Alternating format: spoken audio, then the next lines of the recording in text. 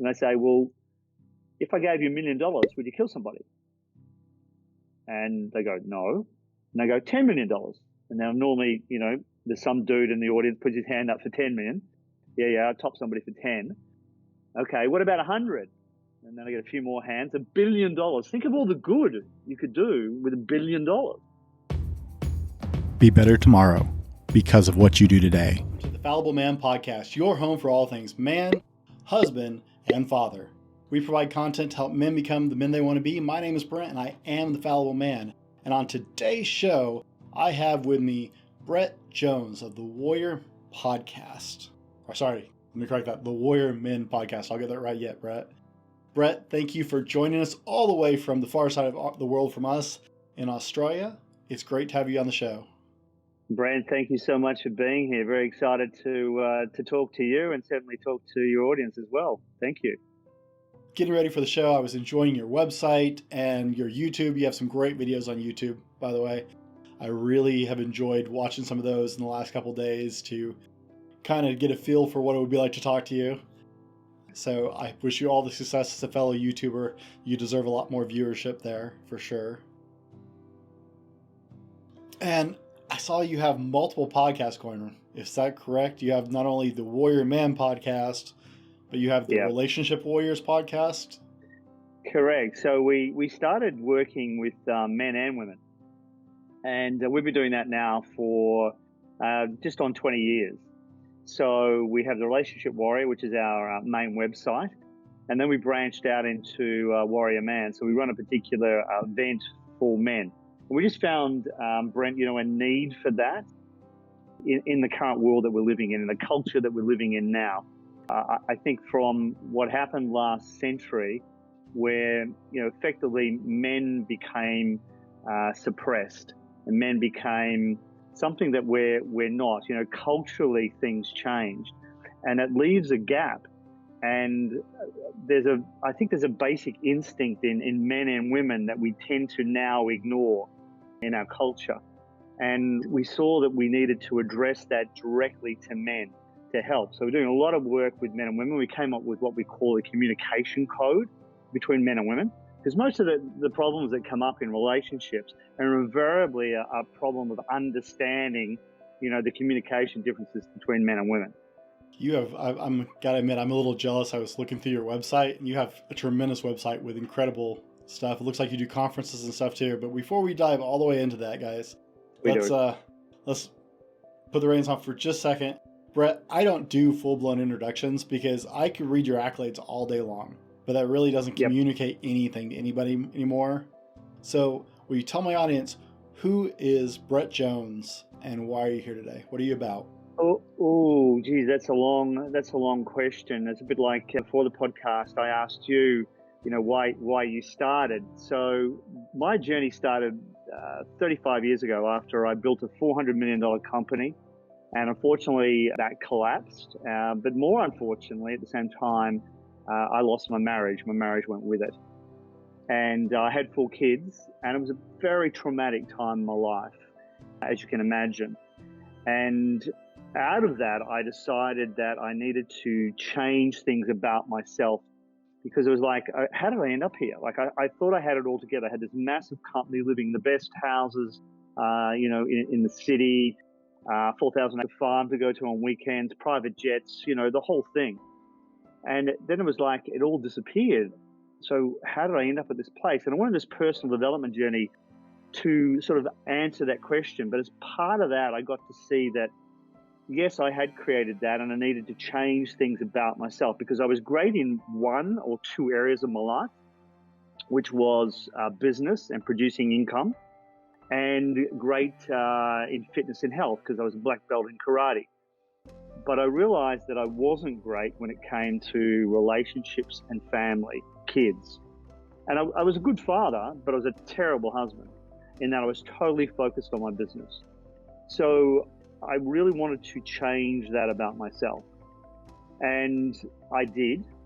Then I met my gorgeous wife, Marie, after about 4 or 5 years.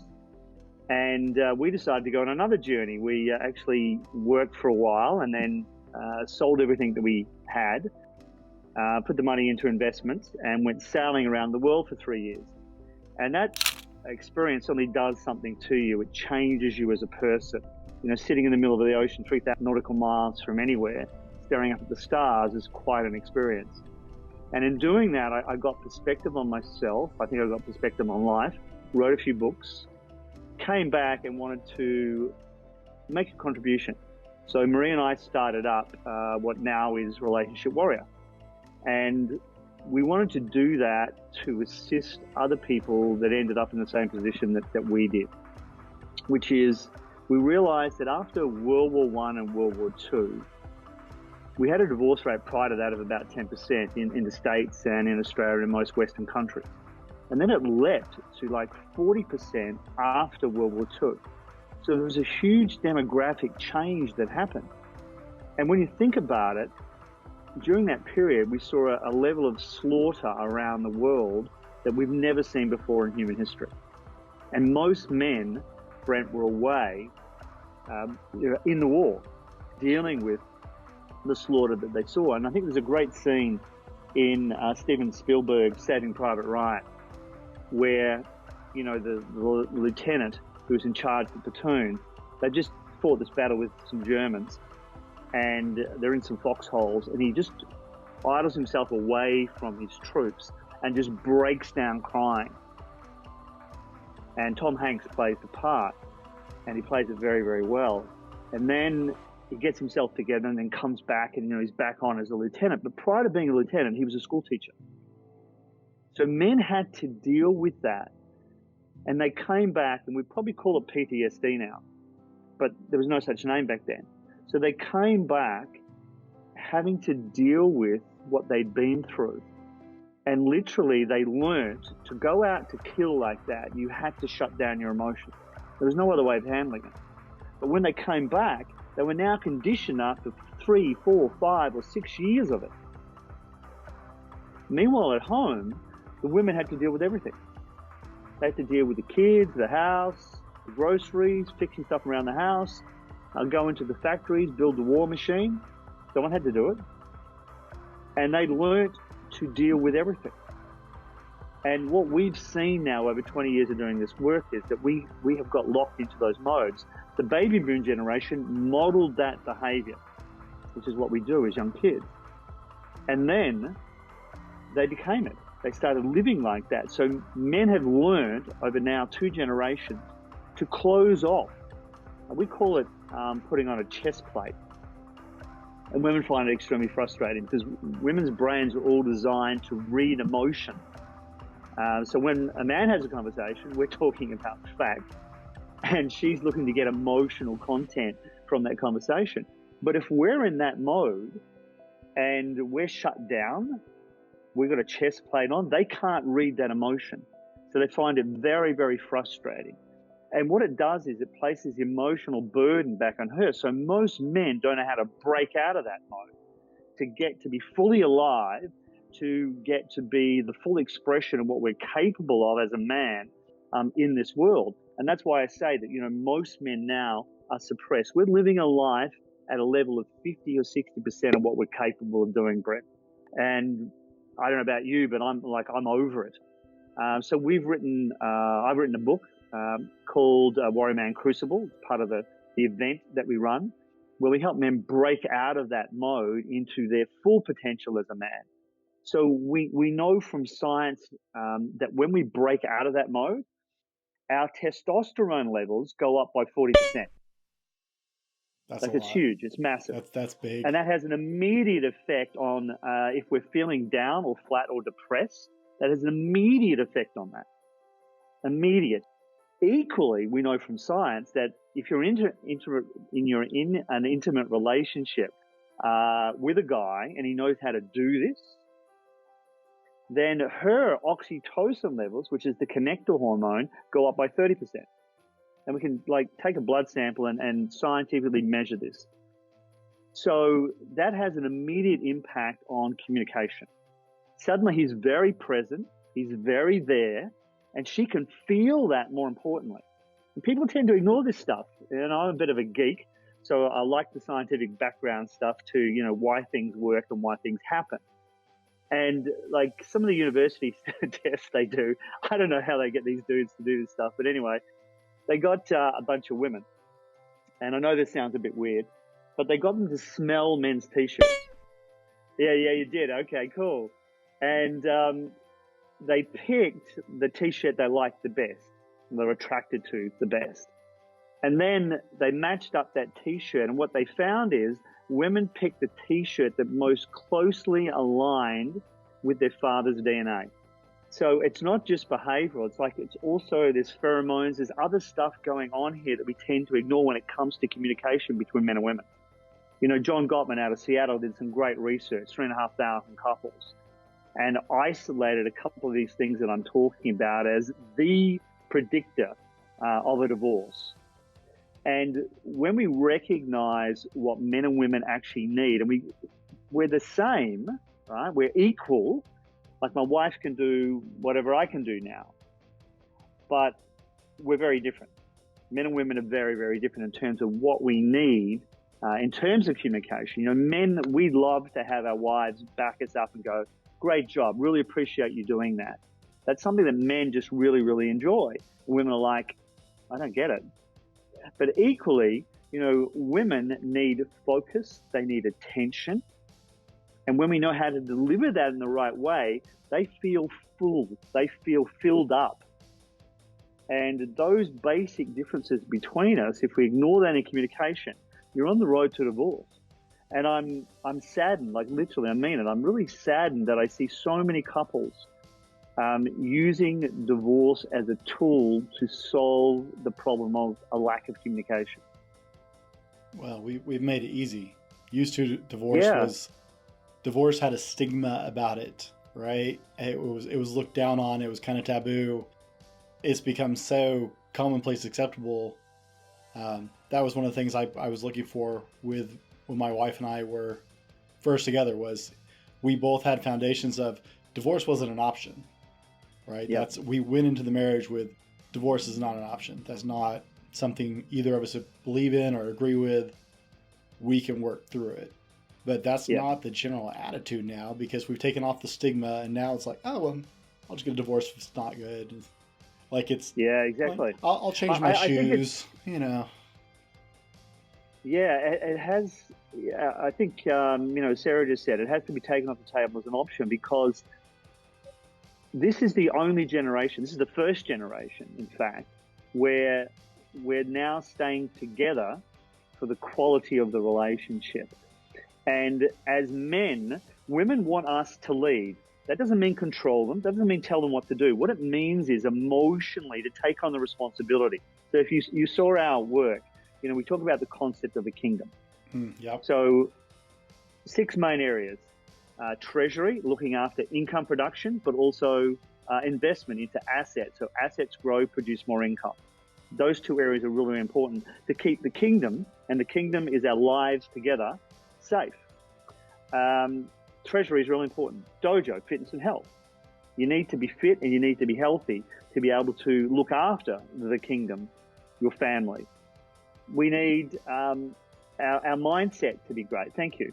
We need our mindset to be great in the temple, which is the area of our beliefs and our spirituality. How do you make sense of the world? Why are you here? As a man, what do you stand for? You know, we call it the core 4: integrity, loyalty, bravery, and honor. Where are those concepts gone? Why do we, as men, we not use those concepts anymore? Integrity means the ability to do what we need to do when we need to do it, whether we feel like it or not. And most men lack integrity now. We don't know how to get into that place. There is an animal inside every man, and we know we've got it. And we know we can bring it out. But that animal is now politically incorrect.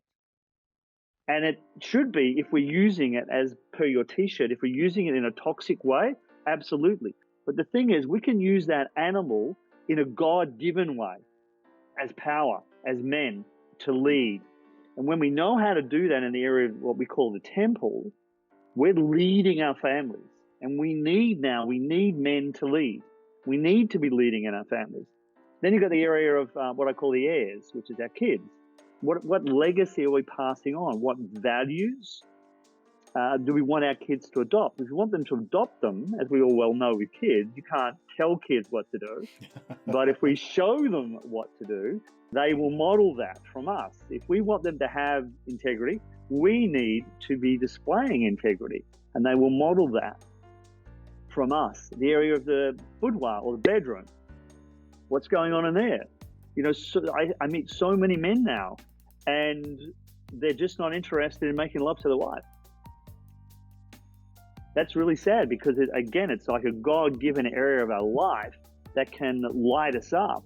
And again, men and women are very different here. So men, we need to make love to feel connected to our wife, to our partner. Women need to feel connected first before they want to make love. And I'm not talking about having sex. That's extreme. That's a different mode to be in. But if we truly want to make love with our partner, we need to address those things. So, women like to be chased. As men now, it's almost like men can't be bothered. I'll just go to the porn. It's just easier. Well, men are afraid to chase women anymore. Even in Totally, a healthy relationship with the climate change, as far as not the planet, but as far as in society, right?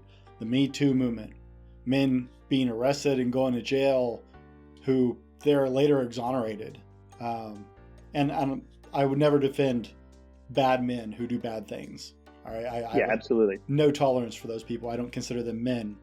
But good men are afraid to pursue. Good men are afraid to let out our masculine nature, because it's looked down on, it's shamed, and now even your spouse can turn around and be like, well, he forced himself on me. It's like, wait, what?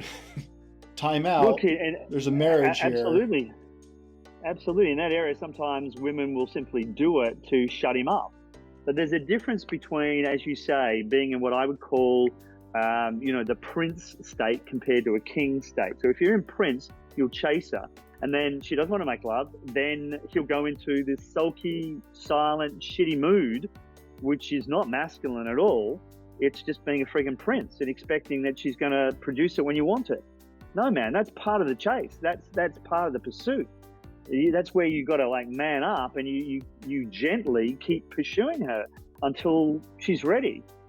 And that is part of being married. That's part of a long-term relationship, knowing how to do that and being able to bring that animal, that will, that masculinity inside ourselves to be like, yeah, sure, she doesn't want it right now, but she will.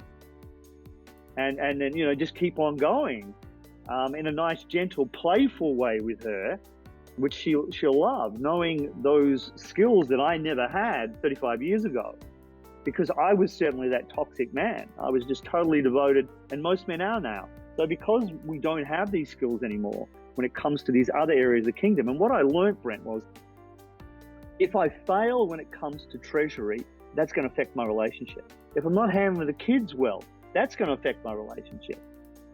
And if I'm not handling myself well, if I can't move out of depression, that's going to affect the whole kingdom as well. So as a man now, our game is completely different to your father's or my grandfather's game. He could pretty much just focus on production, on work and income. That is not the game now in 2021. You have to handle it all. You have to handle it all, and you have to be able to lead in your family, because that's what's expected. And if you can't, that's why we've now got a 60% divorce rate. Well, we've both in the US and here. Once you take into account the de facto statistics and add them to the people that are actually married, we're up at 60%. So we do events here in Australia, but we also we're doing them pre-COVID in LA and in Miami. And the dynamics is exactly the same. Doesn't matter US culture or our culture. It's pretty much the same deal, man. Actually, I was looking at your website, finding myself going, well, I've always been charmed by what I knew about Australia, but it's like, I was looking at some of your seminars, it's like, man, I'm in the wrong country right now. I was okay, full disclosure, I was reading about your event. Let's see, I actually have, I see an overlay here. We've I had a was few reading dudes about your come out Warrior from the Man US. 5-day crucible. Is this right? You Yeah. seen this? I was reading about Yeah. that and I thought, I want to go to Australia and do that now. Yeah, awesome, man. Love to have you over here. We've had a few dudes come over and do our event. So, that particular one, we cover physical, emotional, spiritual, and mental for men, focused on men to really get our shit together as men, to be able to lead in our families, to be able to lead in our community, to be able to lead spiritually, morally.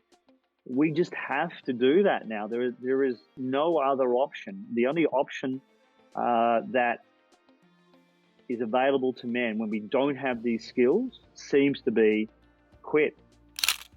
So we either end up getting a divorce or we just quit in the relationship. And, quitting is just as bad. That's not living, that's slowly dying. You might still be in the relationship with her, but you're not present. You're not really there. And if you're listening to this, you know what I'm talking about, man. You know you're not present. You know you're not living up to your full potential. You know there's a lot more in you.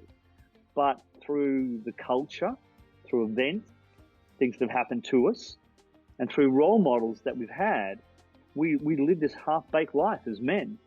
And that was me. I was living that. Yeah, I was great in terms of producing money, but in the airs, in the other areas, even in the bedroom, I was cheating on my wife. Like, what the hell was I thinking, man? Doing stuff like that is where men end up when we don't have clear goals, when we don't have any guidance. And in the temple, when we don't have any moral guidance to show us. Whether you're a religious man or not, certainly I am, but whether you are or not, you have to have some guidance. You have to have some morals. You have to have some values to guide you. You need a code to live by. What I've learned, Brent, is that when men have codes, when we have a strong code, when we stand for something, that's when we become a man. Because if we don't stand for something, you fall for anything. You see that a lot with, different organizations. That's why, I don't know if it's the same in Australia, but we have the Masonic Temple or the whatever that is. Even, it's funny, so I grew up in a lot of areas with gangs, and I would see that with gangs. And I'm a motorcyclist, so I see that with biker clubs, I see that with gangs. You see it with soldiers. There's that, I have an identity. I'm here. I stand for something. I know what my code is. I know what my ethics are. I know what my role is. And men thrive in that. And then totally, we man. take that Totally all away, agree. right? I'm a desk jockey most of the time. So I work in the computer industry. And it is empty and unfulfilling. It's part of the reason I do this. It's part of the reason I started doing events like, I don't know if you've seen the mud races, like the Spartan races and stuff like that. Yeah. I was already a gym rat, but I started doing those because sitting behind a desk was just killing my soul, right? It's not fulfilling to the nature of a man to just sit there and stare at a screen all the time. It leaves a hole. We need that physicality, right? So, for all my life, I've done martial arts. And, I used to say to people like, I enjoy getting hit. And they're like, dude, what the hell? You enjoy getting hit? Makes you feel alive. And it's, getting in there, getting that physicality with that, copping a punch in the head and being able to take it and get back up again, or a kick to the head or whatever, get back up again. That, women don't get that, but for us men, that fires up our testosterone. And now as a man, when that happens, I can feel it, but now I can also generate it at will. I don't need that physicality. I can bring that feeling in my body. And when I do, my wife can sense that. She can feel that.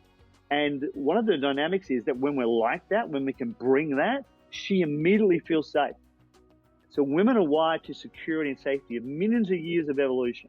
And you can't just wipe that out in a couple of generations. They need that. And I've talked to thousands of women in the US and here. And when you talk to them like this, in this language, they go, yeah, that's absolutely true. When he's like that, I do feel safe and I want to feel safe. They feel safe in our physical presence, but not if we're in print state, not if we don't know how to get in that place, not if you've been through bullying or sexual abuse as a man, or and sometimes that can come from the people that it shouldn't come from. Sometimes that can come from our father or someone in our family where we're copying that abuse, or it made it not even be physical. It could just be verbal, and we're getting beaten down. And as a cultural phenomenon now, men, as you said before, are beaten down. And there is a line there, as you said, toxic masculinity is toxic. That's not a man. That's a weak man. To me, it's not even masculinity at that point. Yeah, correct, right? I'd even call it like being in a feminine state as a man. And men and women can be in different states. A different state gives us a different result in any area of our life. If I'm going to make an investment or I'm doing something in the income area, I need to be in a particular state. I need a particular state when I'm doing podcasts or when I'm talking. And that state produces a result. Equally in communication between men and women, masculine and feminine state, a weak state in a man in communication makes a woman feel empty and unsafe. She'll then either shut down herself or she'll ramp up her aggression, step into the masculine to have that conversation, and he'll feel like he's being friggin' hammered by her. And men know what that feels like. We all know what that feels like when she's hammering it. Equally, women know what it feels like to be in that masculine state, and what they experience is having to step up and handle that and be responsible emotionally in the family for carrying everybody and looking after everything. They feel exhausted. They're tired and they've had enough. Oh, it's funny because... Sorry, go ahead. It's funny because, part of that void is everybody keeps demonizing masculinity and pushing us away from masculinity. But yeah, that is the void that we've created. Women have mislabeled toxic masculinity to represent actual masculinity. But you can't judge an entire species by the worst, right? We can't say, oh, that cow is sick, so all cows are bad. Likewise, we can't say that man did bad things, so all men are bad. That's in any other situation, everybody could see how ridiculous that idea is. But absolutely. Sometimes, Brent, you have to go to war. And I learned this out of an ancient document in the Hindu religion called the Bhagavad Gita. It took me ages, by the way, to learn how to say that properly. And it's a story of this prince, and his uncle has stolen his kingdom. He was meant to be the caretaker until Arjuna came of age. And his uncle, he comes of age, his uncle says to him, sorry, dude, I'm keeping the kingdom now, and when I pass, I'm going to pass it to my children. And Arjuna, of course, is incensed at this, raises an army. He's on the battlefield, 10,000 troops behind him. Because his uncle's not a just king. His uncle's actually quite cruel and mean. And his uncle's got less troops. But he's standing there in his chariot on the battlefields in India. No one knows when the Bhagavad Gita was written, 10,000 plus years ago. And he looks at it and he goes to his general, I can't kill my uncle. And his general's like, what do you mean you can't kill your uncle? I can't kill my uncle and my cousins. I'm not going to war. He said, we've got 10,000 troops here. So the general's freaking out, and he sends one of his troops to go and get this wise sage called Krishna to come and talk to him. And Krishna speaks to him about many things. And the whole story of the Bhagavad Gita is pretty much the conversation between Arjuna and Krishna standing in the chariot on this battlefield. And he starts off by explaining that his uncle is going to die. And he says to him, by your hand or not, your uncle will pass away. The question you have to ask is, are you doing the right thing? And I think that's a brilliant roadmap for men. Are you doing the right thing? There are times, I often ask in our events, is killing right or wrong? And people, most of the time go, well, it's wrong. And I say, well, if I gave you $1 million, would you kill somebody? And they go, no. And I go, $10 million. And now normally, there's some dude in the audience puts his hand up for 10 million. Yeah, I'll top somebody for 10. Okay, what about 100? And then I get a few more hands. $1 billion. Think of all the good you could do with $1 billion. And then I get a few of the heartfelt people who go, well, actually, I could do a lot of good with, $1 billion. So they put their hands up too. And I normally end up with maybe about 50, 60% of the audience by this stage. And I say, okay, so now if I'm standing there with a gun to your child's head, and if you don't kill me, I'm going to kill your child. Is killing right or wrong? And I get the majority of the people with their hand up for that, right? So it depends on the context in which we're talking. What is right action? We have a code in Relationship Warrior and in Warrior Man Crucible. Do the right thing. Do the right thing. Beyond thought and emotion, whether you feel like it or not, you have to do the right thing. Tell the truth. It's the second part of the code. Because so often we lie to ourselves. Yeah, I'm a great husband. Yeah, I'm a man. I'm doing the right thing. No, man, you're living at 50 or 60% of your capacity. And part of the problem now is, Brent, that as men, we have a reduced capacity to handle everything. Like I said before, that whole kingdom, we have to handle it all as men. And most of us feel like we can't. We can't go out to work, deal with all the stuff there, be in a job that's unfulfilling, come home and be there and be present for our wife, for our kids, for the dog, look after our finances, look after the assets, be fit and healthy, deal with it all. And if we can't, if our capacity is not enough, we need to increase that capacity to be able to deal with everything. So let me interrupt here, because I actually had seen that in some of your literature and some of your videos, and I was curious about that because I can already hear the comments and the arguments to this whole spill is, yep. Well, that you're just unreasonable at that point. How do I? There's only 24 hours in a day, right? Yeah. We're going to have so many guys going, well, there is a capacity cap. There's only one you, there's only so many hours. So when you're talking about this with your conferences or with your guys that you're working with, how do you teach men to increase their capacity? Yeah. So one of our trainers is SAS, which is like the Navy SEALs. Yes, sir. Okay. Familiar. Yep. So, he fought in Afghanistan. He did his service, and he came back from living inside a code, came back to normal day-to-day life, as most of our veterans do. And they get lost, man. They just get lost. It's like, where did all that honor go? Where did all that integrity go? What happened? Where did my code go? And how we increase a man's capacity is what we call the crucible. So a crucible is where you take a piece of iron and you put it into a forge and you heat it up and you put it under pressure. Bang, bang, bang, bang, bang. You put it under pressure. And then you fold the iron and you put it back in the forge and you put it under pressure again. Bang, bang, bang, bang, bang. One of the strongest swords in the world is a Japanese sword, a samurai sword. And you only get that strength by folding it over and over and over and back in the forge again and again and again. 1,000 folds. And it becomes so strong, it literally can slice a man in half. That's how strong it becomes. So when we can forge that strength inside of us using what I call the animal, the portion of us that is that strong, resilient masculinity, we find that we can cope with so much more.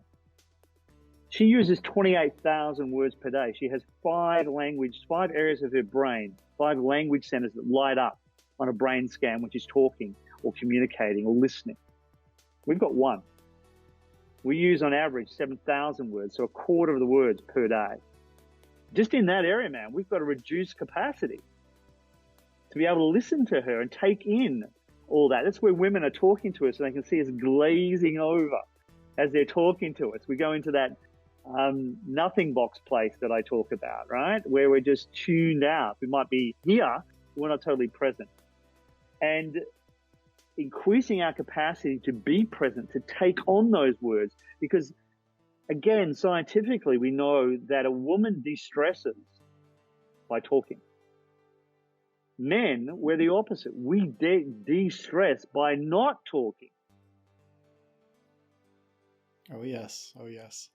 Oh, yeah, man. We both know it, right? We know I'm what a that cigar like to guy. get in that place. When I actually get a break, I like to put my feet up and enjoy a cigar and just sit and quietly enjoy my cigar. Little me time. That's it, right? Exactly, right? But what the mistake that men make is we now want to come home, put our feet up, before we've dealt with the rest of the chaos. And what we have to learn to do is have the capacity to come home from work, be in that place where we're like, okay, let's deal with the kids. Let's get dinner done. Let's get them bathed. Let's get them into bed. Let's read to them. Let's talk to my wife for an hour. Let her de-stress on me. And now I've done all that. Now I've got me time. Then there's me time. And the truth is, we can handle it all. We can create that different format of how we deal with our day. And we can find that place to find out, we love our toys, man. We love our toys, whether that's the bikes or the cars or the boats or the jet skis or whatever it is, right? We love our shit. There's nothing wrong with that. But how do you fit it in? Well, you can't take that stuff first. You've got to fill the family up first. Do that, and you'll find your life goes so much smoother. I have this concept of flow, and that's really when you're in alignment with one or two forces in this universe. Regardless of your religious beliefs, there are clearly two forces. One force makes things grow and expand and join together. Another force does exactly the opposite. It breaks things up, and it's the force of destruction. And by our day-to-day actions, by our day-to-day choices, we are in alignment with one of those two forces. If you're trying as a man to not fulfill your capacity, you're going to be in alignment with that force of destruction. Because ultimately, you may not see it now. We have this saying, again, in Relationship Warrior, a short-term pain, long-term gain. Short-term pleasure, long-term pain. What that means is, don't take care of your finances, man. Don't worry about, balancing your budget or even having a friggin' budget. Don't worry about looking at your credit card. Well, that's going to come back to bite you in the ass. Don't worry about what you eat or whether you work out. Your body will cope for 10, 20, maybe 30 years. But that will come back to bite you in the ass. Don't provide time. Don't provide capacity to talk to your wife. Don't do what I've just suggested in terms of organizing your day. Don't do any of that. But that will come back to bite you in the ass. Might be in 7 years, might be 14, might be 21. But at some stage, she's going to have enough. And she's going to be done, man. And what I've learned is, Brent, when women are done, they're done. Yeah. And I've seen men go, what the hell? WTF? What's she leaving for, man? I didn't think it was that bad. Man, she's been dropping hints for years. And he's like, I didn't get the hints, man. I didn't get the memo. What the hell happened? And it's because, women are indirect in their communication. Women think they're direct, but they're actually not. Not from a man's point of view. Mm-hmm. Like, from a man's point of view, it'd be like, if you don't lift your game, whereas she'll go, you could do more with the kids. You could help me more around the house. And she thinks she's being direct. And he's like, in his head, he's going, well, I do help around the house. And women use universals. They use like, you never. When something happens, when something goes wrong, women go, you never. And in his brain, he's going, well, that's not true. Because men are out facts, right? Right. No, that's not true. I do that sometimes. And then they start arguing about the fact that he never does this, or no, I do it sometimes. And then what she hears is he's denying what's happened now. So this miscommunication stuff that we don't get, that I had no clue about, I now have mastered. So when my wife comes to me and goes, something goes wrong and I don't do something, she goes, you never. And I go, yep, okay, I understand what she's saying. She means this incident now, not you never. And we don't argue about that. We just talk about the particular event that's just happened and how can I fix that for her. You're saying a lot of our problems come with the way we communicate because we don't understand the way each other thinks, right? I mean, that's why we have all these Absolutely not. Men are from Mars, Women are from Venus kind of books and stuff like that. My favorite one, have you ever heard of Men Are Like Waffles, Women Are Like Spaghetti? Book on a woman wrote on the difference in the way men and women think, and she compared men to compartmentalizing everything like the squares and waffles, whereas we are like the computer tapes, right? You see the movies, grabs the one and pulls it. I actually work with those, so I see them all the time. And women have a thought, and it's like a plate full of noodles, and it touches every thought and emotion in the pile before it gets out. Totally. They don't understand the way a woman thinks compared to the way they think. And so we're addressing this, and she's over here already. Absolutely. Absolutely. You hear my wife's conversation. So to come back to your point about capacity, how do we forge it? Well, we put men through what we call a crucible. We put them through mental, emotional, physical, and spiritual methods that forge that capacity, that bring us back to a core that we have inside of ourselves, where we stand for something. And out of standing for something, out of having that core, of having a code, literally it increases our capacity to deal with things. We see men who go, no, I can't do that. And they'll quit. When we forge the capacity, they don't quit. They're like, no, I've got more in me. I can do more. I thought I needed to have a break right now. I need my me time. Well, no, let me do this and then I'll have my me time. I don't have the skills to learn how to handle my income production or to invest. So I've never bought a shopping center in the United States before. I just bought one about a month ago in Jacksonville, in Florida. Good state. That's my first investment in the US. So how did I do that? I've never done it before. I increased my capacity. I changed the way I think. I changed my state. I gained information and knowledge to enable me to do that. I had no mental barriers about being able to do that. I removed them. And that's what we have to do. So a large part of increasing a man's capacity is to take away what we call conditioning, Brent, which is coming from culture, coming from events that have happened to us, coming from role models that we've had. And when we can isolate out of those three areas what works for us and what doesn't work for us, then we want to take away what doesn't work for us. We want to keep what is working for us, but take away what doesn't work for us. But we have to see the truth of the picture in front of us of this is where the code comes in, right? Tell the friggin' truth to yourself. I'm frightened of taking my own investment. I'm going to use my 401k. That's an easy way out, man. Like most 401ks are not going to give you enough to retire on.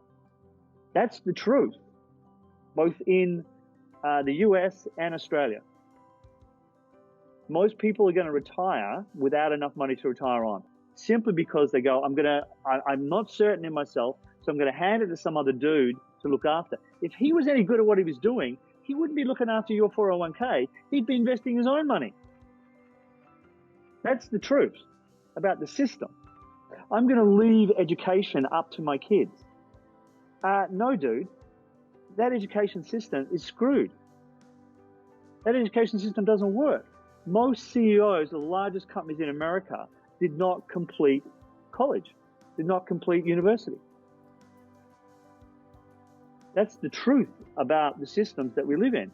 So we as men have to take responsibility for our own kingdoms and look after them and create what we need to create for our families. To be mental, physical, emotional, spiritual blocks that are going to stop us from doing that in terms of capacity to do it. So that's how I got myself to invest in the US. I've got investments here in Australia. That's the first time I've ever done one in the US, and I'm going to go on and I'm going to buy more because the environment there right now is better to invest in than the environment here in Australia. But I wouldn't be able to do that, Brent, if I hadn't increased my capacity. You talked about 401ks. Out of all of 2020, that was the worst and roughest shock for me, was finding out. I had the dawning realization in January 2020 how little I knew about finances and money and my 401k and what that actually meant on any possibility of ever retiring. And so that became a personal... I spent most of 2020 and a great deal of 2021 educating myself about my own financial situation, because it's like, beautiful. I know nothing about money, and I was horrified when I started looking into how much the more I learned, the more I realized I hadn't known. It's like, man, I'm 40 years old. This is really kind of late on this information. Yeah. Exactly right. They don't teach it in school. There's no class to invest in real estate or the stock market in school. So how do we learn these skills?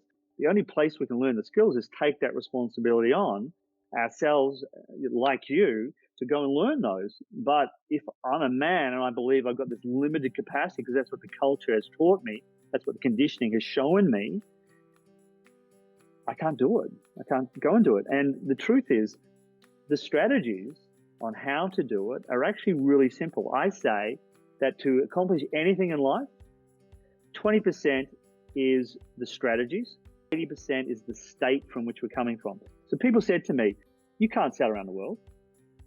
You've never sailed anywhere before. So I got a yacht. I went out on the river here in Perth called the Swan River, and a little dinghy, and I learned how to sail, which way the wind needs to go and where I need to be in the yacht and all that sort of stuff. Then I bought a 28-footer and went out onto the ocean and learned to sail that. And then I bought a 43-footer and sailed it around the waters off the coast here. And people said, you're crazy, man. You need to go around Australia first or something. You can't just sail across an ocean. And I said, well, I can, and I'm going to. And I read every book and I spoke to every person I could find that had ever gone sailing, watched videos, learn how to do it. And there is actually no difference between sailing between here and there's an island off the coast here, about 15 miles off, sailing out there and sailing back again. There's no difference between that and sailing 1,500 nautical miles out to the Cocos Islands in the middle of the Indian Ocean. There is no difference. It's just mental difference between the two things.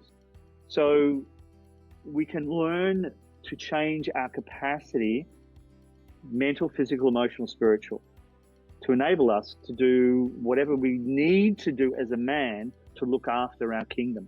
That's what that divine force, whether you call it God or not, whatever you want to call it, that's what that divine force wants for us, to expand, to become more. That's what it's seeking. I want to come back to the kingdom comment in a minute, because I saw some pictures from one of your, I think it had to be a conference, and everybody was wearing king and queen shirts. I want to come back to that. Yeah. I love the concept that you've built and part of the model, but I hear you use the word kingdom a lot, right? And I mean, is that specifically because of the illustration that you can create with it? Or, explain that kingdom mindset. Like I said, I've seen the shirts from your conferences with the guy wearing the king shirt and the woman wearing the queen shirt and talking about what they learn which is very cool, by the way. It's a nice theme setup to have for that. Thank you. But explain your kingdom mindset. The kingdom concept, Brent, came out of me realizing that I'd been a two-dimensional man. Excellent in creating a large company, fit and healthy, but in the other areas of my life it became glaringly obvious I didn't have the skills necessary, even though I thought I had it all together. I had fame, fortune, everything people think they want, but like most people who've been to that place, you find you get there and it's not everything you want. It's not fulfilling in life. There is a spiritual component to us, a meaning component, a connection component to us that is essential. So that's where the kingdom concept came from. And I saw, then as I started assisting people, I saw that, yes, we could help them in this particular area with wealth, but we hadn't dealt with the spiritual aspects. And hence they were still bereft. They were still empty inside, even though they created this money. And their relationship wasn't great. So we needed to work in that area. Or their fitness and health wasn't great. And that was affecting their capacity to communicate, to be there for the kids, to look after the money. And we gradually got to see that you have to have all these areas, and there are certain skills you need in each what we call territory of the kingdom. And you need a full armory where we're using these tools to build our lives together. So the kingdom is really my life with my wife. That's what the kingdom is. And you have to have skills in each and every territory to be able to build a kingdom. Plus, the armory can be used to tear down the kingdom or build the kingdom. And then we go on and we use things like the concept of the keep. The keep is the area of the castle where you keep the most precious things. Are you filling the keep up with experiences, with the small stuff that women like taking out the rubbish, I don't know what it is about women and taking out rubbish, but man, they really seem to like it for some reason. Feeling to keep up with all that small stuff. Women score things very differently to men. All that stuff adds up to goodwill or connection with her. For us guys, not so important, but a thank you, appreciation for what we do, that fills up the keep for us. So if we're constantly depositing stuff into the keep and filling that up, when we do have an argument and we know how to use the communication code correctly, we can turn an argument into a conversation within 5 minutes. We literally have a formula between men and women. And like you said, if you've seen our stuff, there's a picture there of us working, with a couple. And every event that we do, on the relationship warrior side of things at least, we bring a couple up and they volunteer and we get them to have an argument, well, a conversation, but it always turns into an argument pretty quickly, about what's not going on right inside the kingdom. And she starts off, and normally he starts to interject. No, shut your mouth, man, and listen. Just listen. Let her de-stress. Let her get it all out. Then respond. But then respond in a certain way. And when we do that, literally, we can change our relationships to one of pure connection. And then when we're not fighting each other, we're fighting for each other, Brent. Big difference. Huge difference. What is next for Brett Jones? More impact. I'd like to see this format become more widely known. I'd like to see the solution that we've come up with on how to really connect men and women, how to save marriages. Our goal is 1 million marriages saved. I saw that on your website. That is an amazing goal. Thank you. Thank you. We're in the first 100,000. We'd certainly like to get above that number. So I'd like to see more impact because I think just from experience, through guidance, through, connection, we've been given an insight into how to help people. Like we had one couple come from Sydney, fly across the country. So it's quite a commitment, right? Fly across the country, get a hotel, come to the event, leave your kids behind, get babysitters organized for them. It's a major time, energy commitment to come over. And they were separated for 2 years. He was depressed, not working, giving up his business. He's now got his business going again. He's moving back in with her. They're reestablishing their family. They've got their connection together again. Just seeing something like that happen from a couple that were just hanging in there by a bare thread. As they said to us, this is the last go. If this doesn't work, we're done. And just seeing something like that transform and change around, we know that's possible when people are committed. That's what's next for us. There are some people who would say 100,000 is a significant number, but I like that you set the goal so high. Yeah. And 100,000 is just, on behalf of men, thank you for putting in the effort to help men better their marriages. That's amazing. Well, thank you for helping us, reach that goal as well, for being a platform and being out there as a man, looking to make a difference. I think that the more of us as men that stand up now and say, okay, we get that things are not okay. We get that things aren't where they should be, but there's a solution here. We can't deny the animal in us. The animal's there. If you suppress it, it's going to come out. Too many men, Brent, are now addicted to shit they don't need to be addicted to, either alcohol or porn or drugs or strippers or prostitutes or whatever. And that animal comes out in that way when it's not controlled and directed as a protector. So is your website the best way to connect with you? Website's the best way to connect with us. We do a lot of advertising on Facebook and social media around our events. But by all means, if you're listening to this and this is resonating with you and you want to talk more about it, I'm here. I'm open to talk to you, dude. I'm here for you, man. All you got to do is make that decision, pick up the phone, and we can talk. You guys got to check out their YouTube page as well. They put out some great stuff on their YouTube. I was just enjoying your kitchen shorts with you and your wife. Thanks. Just short, to the point, really digestible videos from a couple's perspective. It's just, they're so entertaining. I spreed through like several of them just today, actually. Thanks, man. Appreciate it. You got Facebook, you got YouTube, you got your website. Guys, if this is resonating with you, we're not alone. One of the greatest things about the technology age right now is, I'm connected with Brett on the other side of the world from me. And we're having a conversation in real time, and it is amazing. Guys, you are not alone. There is support. There are men who want to encourage you, support you, help you stay accountable, because we all struggle. None of us are perfect. It's the reason the Fallible Man is here. And that's the reason that Brett has the Warrior Man podcast, right? Absolutely, man. There is stuff out there. There is supportive material. There's encouraging material that has never been out there before. Guys, we're in an exciting time.